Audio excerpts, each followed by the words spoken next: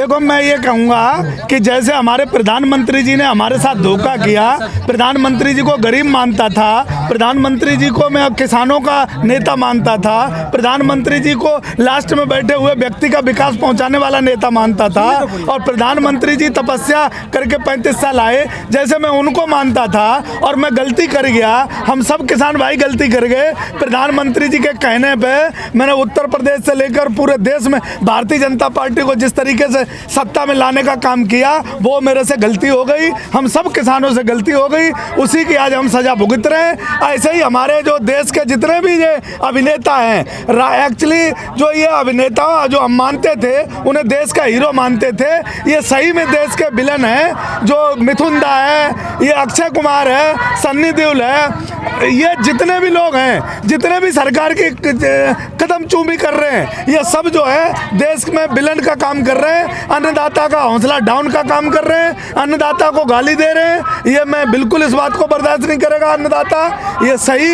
अगर आज किसान समझ में आया है तो किसान के ये समझ में आई है कि कौन हमारा है। इनकी फिल्में कौन देखता है? ये किसान के बेटे देखते हैं। इनकी फिल्मों को इनको हीरो कौन बनाया है? ये किसान बनाया है, देश का नौजवान बनाया है। आज उनको पता चल गया कि किसान जो बैठा हुआ बॉर्डर पर वो देश का असली हीरो है, और सीमा पे लड़ता हुआ हमारा जवान वो असली हीरो है। ये सब विलन है। मिथुन चक्रवर्ती कह रहे हैं कि मैं पानी वाला सांप नहीं, कोबरा डस लूंगा और उन्होंने भारतीय जनता पार्टी को बोला है कि भारतीय जनता पार्टी में शामिल हो गए, और वो सही में कोबरा है, वो भारतीय जनता पार्टी को डस लेगा, और वो वहाँ पश्चिम बंगाल के अंदर भारतीय जनता पार्टी हार के और मिथुन दोबारा फिर वहीं जाएंगे जहाँ थे, उनका कोई अस्तित्व नहीं रहेगा। क्योंकि भारतीय जनता पार्टी ने ईडी के माध्यम से, सीबीआई के माध्यम से अपनी सत्ता में लोगों को लाने, उसमें बंगाल में अपनी पार्टी में लाने का काम किया, लोगों को डर पाने से। कितने लोगों को कहोगे कि हमसे गलती हो गई? जब कोई अक्षय कुमार जैसा बीजेपी का प्रचार करता है, आप कहते हैं गलती हो गई, हमने स्टार बना दिया। मिथुन दा को आप कह रहे गलती हो गई, हमने स्टार बना दिया। मोदी जी की बात करें, योगी जी की बात करें, कितने लोगों को आप इस तरह करके कहते रहेंगे कि हमसे गलती हो गई? भैया पहले क्यों आपको समझ में नहीं? भैया पहले समझ में नहीं आया। लोग किसी ऊंचे पद पे पहुंच जाते हैं, इनके बोरे के पैसे इकट्ठे। अरे समझ में इसलिए नहीं आया कि 70 साल हमने कांग्रेस को दिए, कांग्रेस को देखा, इनको हमें समझ नहीं आया था। हम समझ रहे थे कि भारतीय जनता पार्टी राष्ट्र को मानने वाली पार्टी है, राष्ट्र के लोगों के लिए काम करने वाली पार्टी है, तो इन्हें सत्ता में लाना चाहिए। अब इन्हें हम सत्ता में लाए, जब हम इन्हें केंद्र में ले आए तो इन्होंने कहा कि उत्तर प्रदेश में ले आओ। अब देश का किसान उत्तर प्रदेश में लेके आया। अब इन्होंने जो नंगा नाच मचाया है, किसान की जमीन हड़पने का नाम काम कर लिया, इन्होंने बिजली महंगी कर दी, इन्होंने गन्ने का पेमेंट नहीं किया, जो किसान के साथ जो अनलिमिटेड भंडारण का कानून लगा दिया।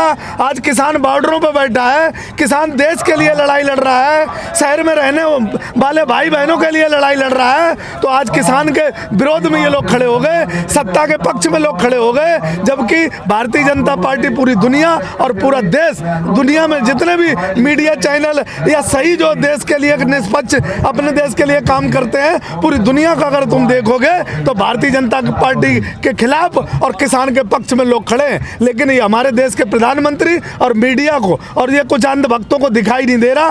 पूरा राष्ट्र, पूरी दुनिया आज किसानों को समर्थन दे रही है। की आप बात करते हैं, क्या मिथुन चक्रवर्ती को पूरी दुनिया नहीं जानती? अरे यार, एक मिथुन अगर वो कहीं अक्षय कुमार पूरी दुनिया नहीं जानती है। भाई तुम एक मिथुन चक्रवर्ती की नाम क्यों बार बार ले रहे हो? हमारे कुछ हीरो हीरोइन जेल में, ईडी का छापा भी तो पड़ा है। बात छोड़िए ना, शुभेंदु अधिकारी जो टीएमसी के थे वो भी उसमें ही चले गए। तुम ये बता दो मुझे कि जो हीरो जो फिल्म वाले लोग हैं जिन्होंने किसानों की बात करी, उनके यहाँ ईडी के छापे लगे नहीं लगे? सीबीआई के छापे लगे कि नहीं लगे? हमें बता दो। अगर वो लोग अगर किसानों की बात करी, उनके यहाँ दूसरे ही दिन जो है ईडी और सीबीआई छापे मार रही, क्यों मार रही? और ये मिथुन दा क्यों बच गया? इसके यहाँ क्यों नहीं मार रही? अक्षय कुमार के यहाँ क्यों नहीं मार रही? ये कुछ भी कर देंगे, इनके यहाँ नहीं मारेगी, क्योंकि सरकार की वे चाट रहे ये लोग, इसलिए उनका कोई कुछ नहीं होगा। प्रदेश के मुख्यमंत्री योगी आदित्यनाथ एक रैली में भाषण देते हैं, वक्त कहते हैं कि जो सेकुलरिज्म है धर्मनिरपेक्षता है, ये देश के लिए खतरनाक है। इस बात को कैसे आप लेते हो? देखो, मैं ये कहूँगा कि हमारे बाबा योगी आदित्यनाथ ने उत्तर प्रदेश को बर्बाद कर दिया है। ये हिंदू मुस्लिम धर्मों में बांट के आज पूरे देश से मैं कहना चाहता हूँ कि बाबा योगी आदित्यनाथ की बातों में मत आना, क्योंकि उत्तर प्रदेश की बेटियाँ यहाँ करा रही हैं और यहाँ का देश का किसान बर्बाद हो गया।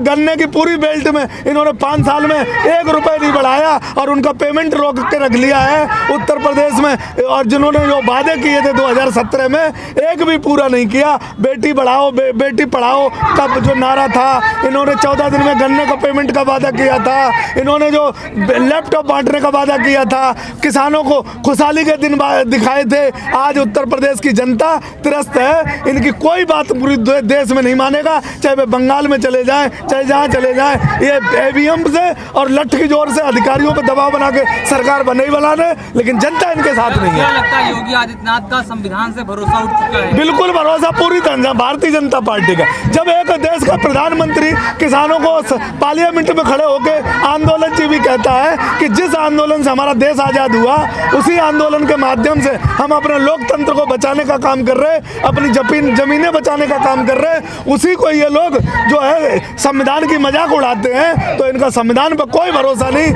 इनका हिटलरशाही पर भरोसा है और ये देश का नौजवान और किसान समझ गए। आंदोलन को देखा जो करा जा रहा है, आपको 105 दिन से भी ऊपर हो गए हैं बैठे बैठे, ये हिटलरशाही का ही नतीजा है क्या? बिल्कुल हिटलरशाही का नतीजा है। नहीं तो पहले बाबा टिकैत महेंद्र टिकैत जब बोट क्लब पे गए थे तो उनकी वहाँ 8 दिन के अंदर राजीव गांधी जी ने उनकी बात को सुनने का काम किया और 8 दिन के अंदर आंदोलन को खत्म करने का काम किया। आज हमारा प्रधानमंत्री 15 उद्योगपतियों के नाम बिक चुका है, इसलिए किसानों को ताक पर रख के, किसानों को मौत के मुंह में रख के, किसानों की जमीन सब हड़पने के चक्कर में, 15 उद्योगपतियों को जमीन देने के चक्कर में आज किसानों की बात नहीं सुन रहा है। किसानों को मार देना चाहता है, उसकी जमीन हड़प लेना चाहता है, किसान को बर्बाद कर देना चाहता है। इसलिए ये अब इनका संविधान पर भरोसा नहीं, इनका राष्ट्र पर भरोसा नहीं, इनका सिर्फ 15 उद्योगपतियों पर भरोसा है। मनोहर लाल खट्टर के आंखों में आज आंसू आ गए सदन के अंदर, जब वो बजट सत्र के दौरान जब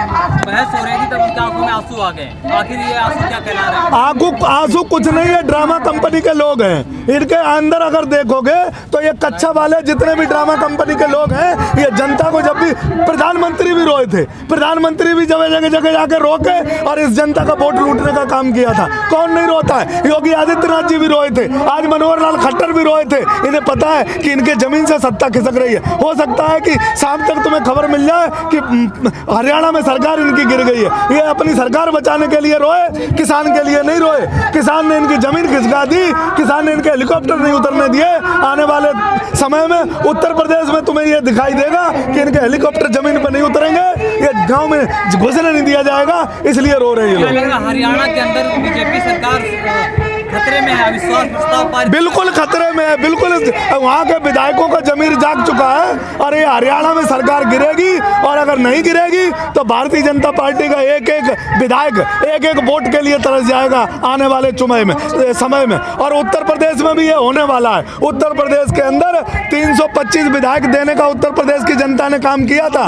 आज वो 30 भी विधायक ले आए उत्तर प्रदेश में 2022 में, तो तुम देख लेना, क्योंकि जनता डंडे और झंडे के साथ अपने दरवाजों पर तैयार खड़ी है। कोई वोट मांगने जाएगा, वोट नहीं देगी इन्हें। बताइए आप, जब बीजेपी जीतने की बात करती है तो आप कहते हैं ईवीएम करके घोटाला करके जीत जाएगी, लेकिन ये कैसे आपको पता है कि हारेगी? आपको कैसे पहले पता चल जाता है? कैसे पता चल जाता है? इसलिए पता चल जाता है कि अगर इनको 25% वोट मिला तो ये 30% बना देते हैं, क्योंकि कई कोर्ट में केस चल रहे हैं, बदायूं को चल रहा है, कई जगह के कोर्ट में केस चल रहे हैं कि 8,000 वोट फालतू आए, 10,000 वोट फालतू आए, नहीं मानो तो कोर्ट से निकलवा लेना। कई जगह कोर्टों में केस चल रहे हैं कि जब मशीन पैक हुई तो वोट कुछ थे, जब खोला गया तो वोट कुछ थे, और जब रिजल्ट दिया गया तो वोट कुछ थे, तो उनमें डिफरेंस आया है कोर्ट में। इसलिए भारतीय जनता पार्टी ईवीएम का सहारा लेती है। और हम इसलिए कहते हैं कि अगर ये 25% जनता पे भरोसा रखते हैं तो अब की 5% भी जनता इन्हें वोट देने वाली नहीं है। ये 25% तक हम जाने ही नहीं देंगे इन्हें, तो ये कैसे ईवीएम में हैक कर लेंगे? कुछ नहीं कर सकते। भरोसा हमें जनता पे है, ईवीएम पे बिल्कुल भरोसा नहीं। और अगर ये देश को और राष्ट्र को, अगर लोकतंत्र को मानते हैं तो ये क्यों नहीं कराते चुनाव? करा ले। ये भी तो ईवीएम पे सवाल उठाते थे। अब चुनाव करा लें बैलेट पेपर पे, नहीं कराएंगे क्योंकि इनका माई बाप, इनका ईवीएम है, ईवीएम के सहारे से ये बेईमानी कर लेते हैं। और पूरा का पूरा बिहार का रिजल्ट तो देखा होगा, इन 15 से 20 तक विधायक अपने ईवीएम से और लट्ठी जोर से बनाए। ईवीएम के अलावा और कोई मुद्दा नहीं है कि सरकार को हराने का? सरकार को जब भी इस सरकार को हराने की बात चलती है, इस सरकार के खिलाफ कोई बात चलती है, सिर्फ ईवीएम का मुद्दा उठता है। क्या काम काज ईवीएम का मुद्दा हम उठाते रहे, किसी ने नहीं माना। इन्होंने हमारे साथ धोखा किया, हमारी जमीनें लेने का जो कानून पास किया, अब पूरा का पूरा किसान, देश का एक एक जवान एक प्लेटफार्म पे आ गया है। और इन्हें अब बीजेपी ये सत्ता से जाएगी, इसलिए जाएगी कि ये 15 उद्योगपतियों को सपोर्ट कर रही है। इसने सिर्फ किसान को मौत का सामान इकट्ठा किया, मौत मारने का काम किया। किसान बदहाली से जी रहा था, उसी किसान के लिए एक खाई और खोद दी। इसलिए अब एक एक किसान जब गांव में नहीं घुसने देगा, एक एक वोट के लिए ये लोग तरस जाएंगे। तो मुझे भरोसा है कि भारतीय जनता पार्टी देश से साफ हो जाएगी।